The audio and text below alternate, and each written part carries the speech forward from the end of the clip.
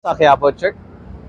Hello everyone, nandito ulit tayo sa Quiapo Church at syempre pupuntahan natin ang PXP para sa mga gaming console.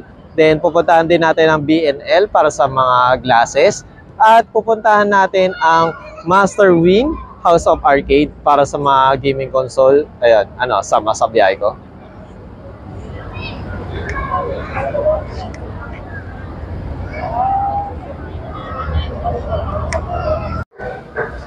Like, follow, share, EXP. Dapat Hello everyone, nandito tayo sa PXP at nasa Quiapo, Manila tayo. Titignan natin kung ano yung mga services or kanilang mga package sa mga gaming console. Sama sa biyahe ko.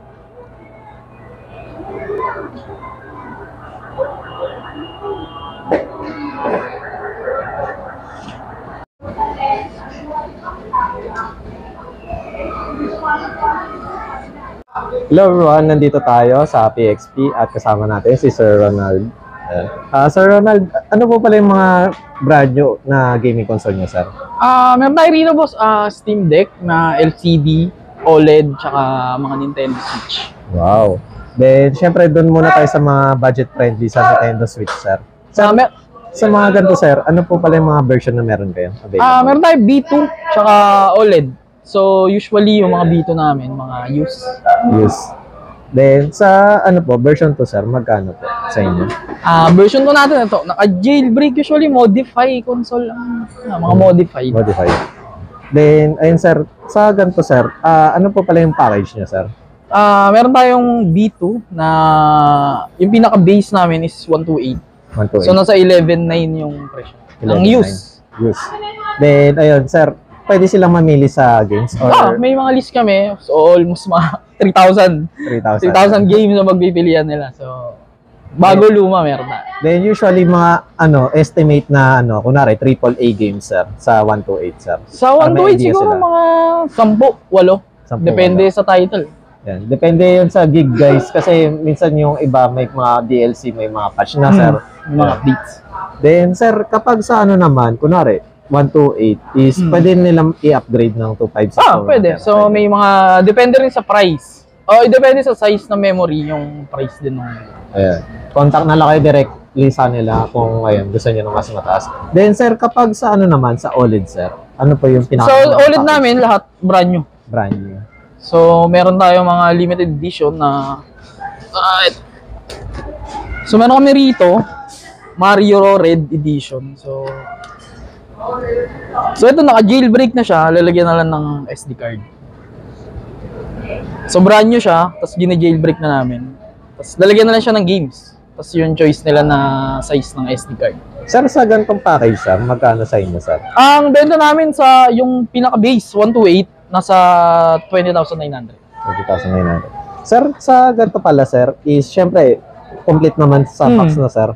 Then, ayun, sir, kapag, kunwari, meron silang unit, then, is mamaya na natin tatanungin yun kung magkano yung service nila. So, yung parang, yun yung jailbreak na service. Yun ang madalas i-offer namin, so. Then, meron sir, man. Ayun, kapag ito, sa limited edition, sir, is same price din po ba sa... Hindi. Mas mura yung mga regular natin. So, yung regular is parang less 1,000. Less 1,000. Ayun yung mga neon, tsaka yung neon, tsaka yung white. Pero yun lahat ng OLED namin is brand new. Brand new, ayan. Clarified brand new lahat. Then sa version 2 is second hand. Second hand, may brand new din. May brand new rin. Ayan. Then sa brand new pala, sir, magkano pala? Sa brand new namin na B2, yung 128, nasa 49. 49. Brand new na B2 na siya. Ilang gig yun, sir? Sa 128. 128 siya. Then next natin, sir, ito. Sa Steam na tayo. Steam Deck. Meron kami dito mga brand new, tapos base model din siya ng 64, tapos ina-upgrade na namin. So yung 512, yung pinakamababa, 26.5. 26.5. Kasama na yung games, tsaka mga emulators. Lahat na, sir. Meron na. Then yun, sir? Pwede rin yun, kunwari, dual boot. Pwede natin siya dual boot. Depende sa kanila, so optional naman yung dual boot natin. Nice. Then kapag sa sir, syempre, nagtatanong sila, magkano or anong difference ng LCD sa OLED, sir, sa Steam Deck? Malaki difference niya kasi usually sa OLED, mas matagal yung battery niya. Then, yun nga, yung OLED screen. Plus, alam ko pinaliit nila yung pinaka APU nun para alam ko mas power Efficient. mas power efficient. Then sir, sa ano naman, OLED sir, magkano sa inyo? Yung OLED namin 512, so nasa 42.5. 42.5. Complete na rin yung games, lahat na. So mas mahal siya sa LCD. Ayun, meron tayo rito. LCD. Papalitan tayo ng demo unit nila. Ito, gawa namin to, boss. So, meron tayo rito LCD. So, ito, upgraded na siya, may mga games. Kaso, 512 lang siya eh. Sir, usually pala, sa 512 na gig is, ilan po games pala na nailalagay sa Steam Deck? Ito, ano lang, 5. Kasi yung mga PC games medyo malalaki eh. Pero sa mga emulators naman, like ito, meron siya naka-setup na emulators. Marami na rin. So, meron tong, alam ko, Switch M. Nice. So, marami na siya. Nasa 1,000 plus. Ayan, 2,761 sa Game Boy. Tapos, meron din siya Nintendo Switch.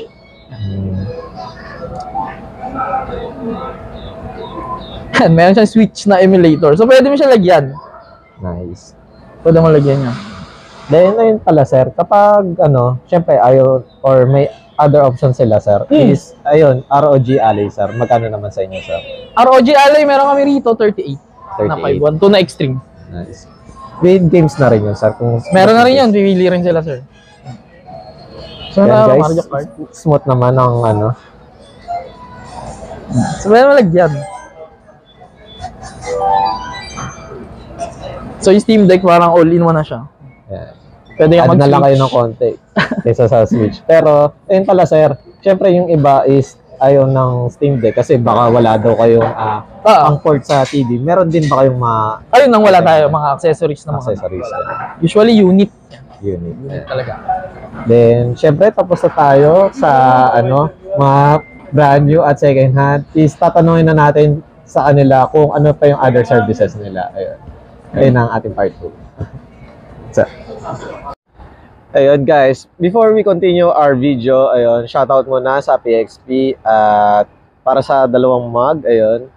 Syempre, enjoyin muna natin ang magandang weather, magandang tanawin, ayun, at magkape-kape muna tayo.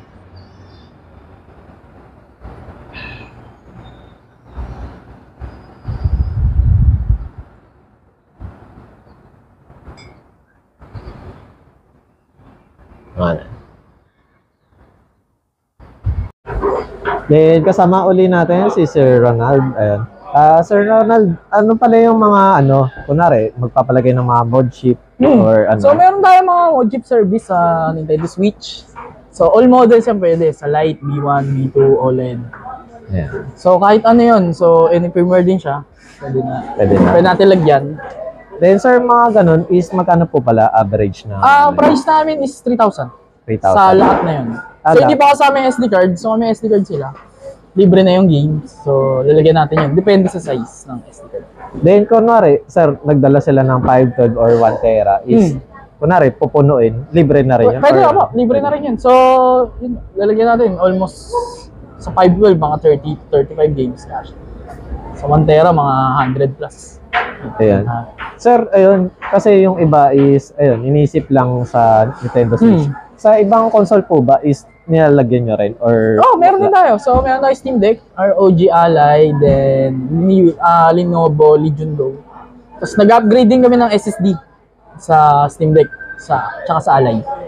Then, ayun pala sir, is rin ba kayo sa mga PS4, nag-jailbreak din kayo? PS4 kasi, sa kanila na yun. So, hindi lang namin hawak.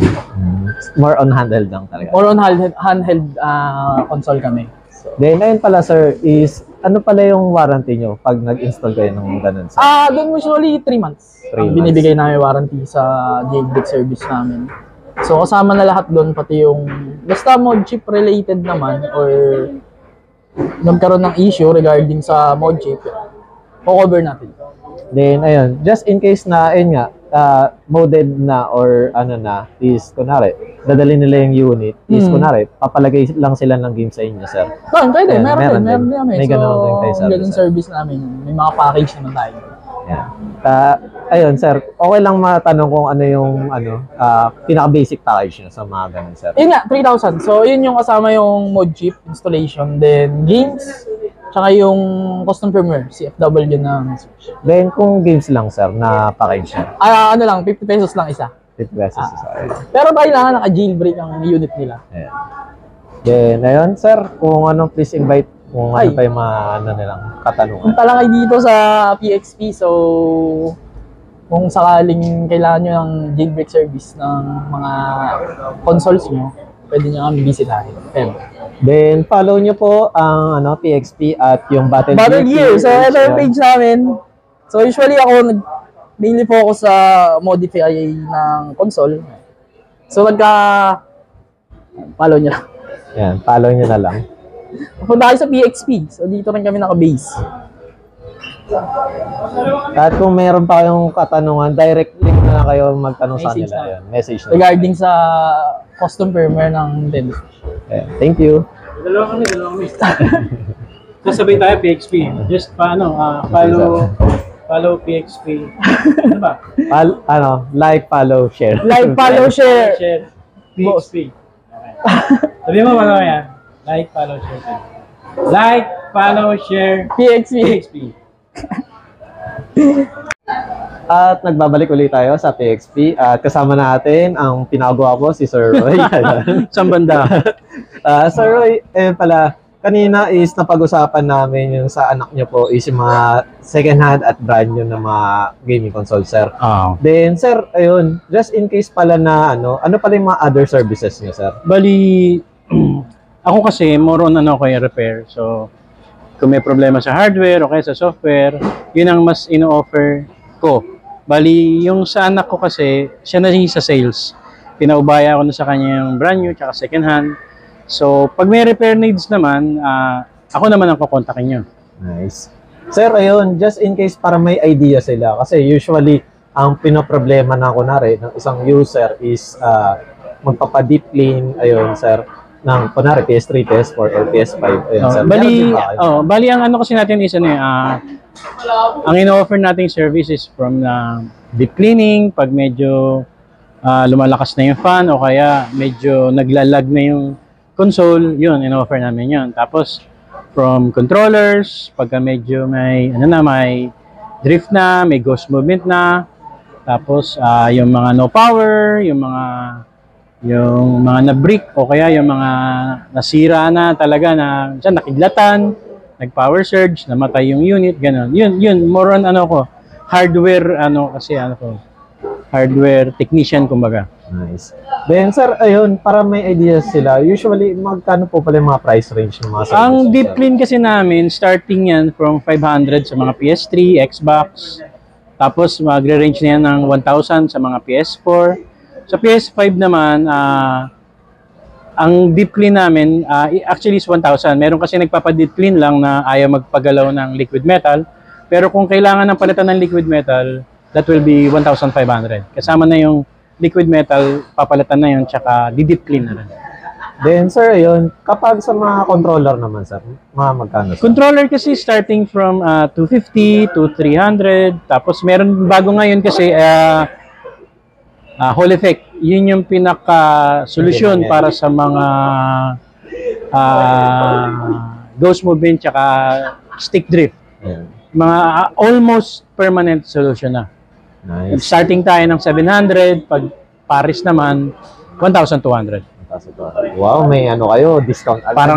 Parang bundle na, bundle. Then, ayun pala, sir, kunwari, ayun nga, nagpa-service ako or sila, is, ano naman po yung warranty nyo, sir, pag nagpagawa sila? Ang warranty kasi, actually, ano tayo ng DTI na kailangan, pag mga major repairs, board level, kailangan ng 3 months na warranty. 3 months. So, huwag kayong tatanggap ng mga shop na hindi magbibigay ng minimum of 3 months na warranty kasi kailangan nyo nasa batas yun. So, kami, binibigay namin ng 3 months warranty ang mga repairs namin. Tapos, pag controller naman kasi, hindi naman siya ganun mahal. So, usually mga 1 month ang 1 month. controllers. Ayun. Then, syempre, ayun, napag-usapan na natin yung hardware. Doon naman tayo sa software, sir. Is, kunwari, magpapa-update ng firmware or ayun, para sa mga gamers natin, sir. Ayan. Nagaganon din ba kayo or ano? Pag-updating kasi ng software kasi, kung as much as possible, kung matuturuan namin ng client, customers via messenger namin sa Facebook page namin, mas maganda kasi para on the later date, alam na rin nila kung paano.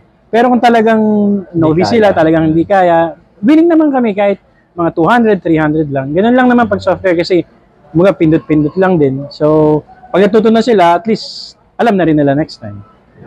Nice. Then, yun sir, yung sa mga, just in case na meron akong hindi na tanong sa inyo, sir, ano pa yung ibang service? Ang ano kasi namin, kumbaga, ang mas pinopromote namin is yung proper diagnostic muna, tsaka yung yung masinsin na pag-test muna bago galaw-galawin yung hardware. Kasi mostly, yung mga technician, wala namang gamit, wala namang equipment. Nangyayari kasi, napag-eksperimento na. Nagagalaw na nila yung hindi dapat galawin. So, minsan may dinadala sa amin, minsan may nare-repair, minsan talagang lumala na yung sira. Ang inaano ko lang, ang pinopromote lang kasi namin is, pili din kayo ng technician na alam nyo talaga na, kumbaga, in deep dun sa ginagawa niya.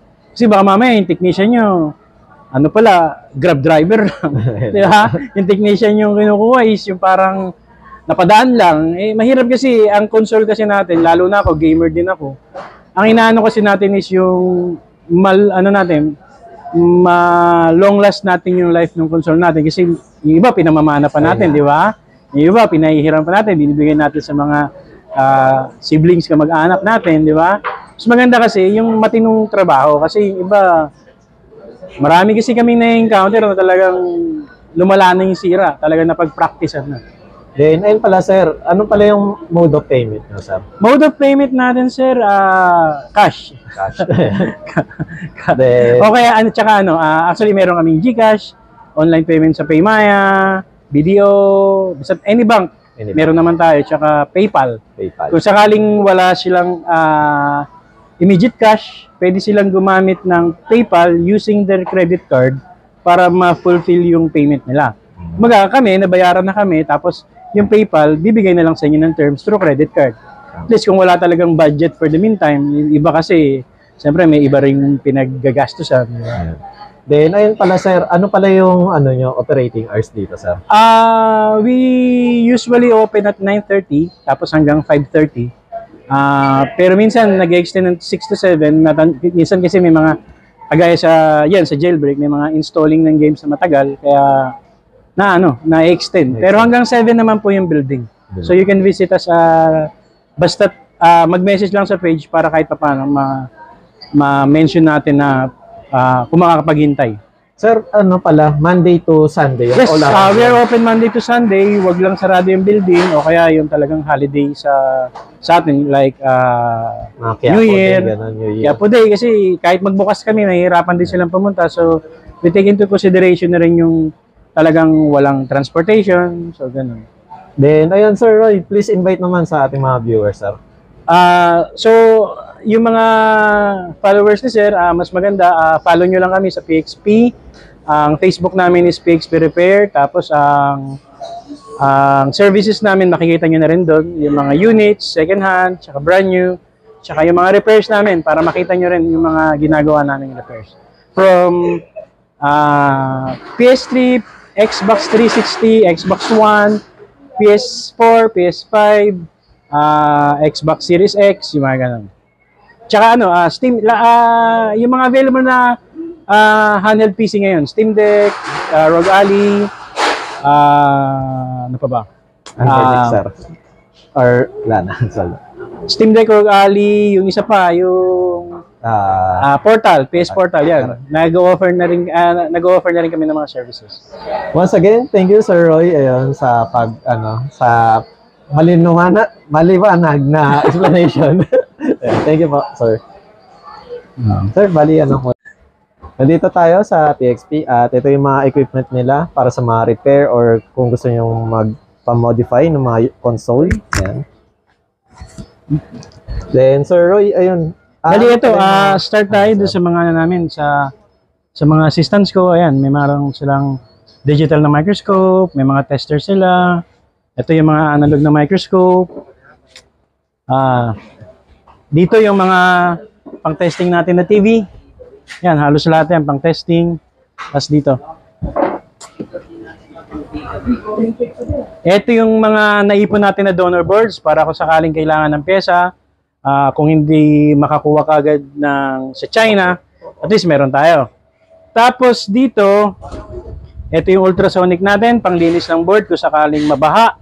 Yan. Tapos ito yung oven, pampatuyo ng board para pagkalinis, magpapatuyo kagad natin.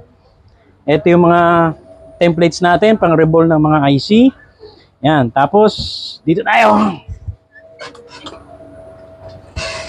Kaya nagko-concentrate ako sa hardware repairs. So, mostly, andyan na tayo, yung mga oscilloscope, bench testers, yung mga hot airs natin, mga testers, yung mga volt tracers, power supply, pang testing ng power supply, tsaka yung microscope natin na may sariling monitor para makita natin talaga kung anong fault. Tapos yan, yung mga software natin para ma-proper diagnose natin lahat ng repairs. Then, ayun pala, Sir Roy, kapag is may free check-up din po ba sa mga console? Sir, ayun, just in case pala, kapag dinala nila yung console nila or unit nila, is may free check-up po ba? Or Actually, nagbibigay kami ng free check-up. Free diagnose, free test, kung sakaling may bibiling kayo na unit, tapos wala kayong pagte-testingan na place, dito pwede namin testingin para kahit papano, malaman nyo na good yung unit. Tapos, kayo, wala namang problema. Pwede kayo dito magbayaran para kahit papano, safe ka o kaya kampante ka na hindi sira yung bibili mong unit. Sa check-up, wala kayong babayaran. Kung sakaling hindi magawa, kahit umabot yan ng 1 buwan, 2 buwan, kahit tinatry namin magawa, kahit bumili kami ng pyesa, wala pa rin bayad yan. Nice. Basta sa amin, kung ano yung magagawa namin, pag nagawa, tsaka lang kayo magbabayad. No fix, no pay. Tandaan nyo yan, no fix, no pay. Okay. Thank you, Sir Roy, sa tour. Thank you. Okay. Hello everyone, nandito tayo sa BNL Optical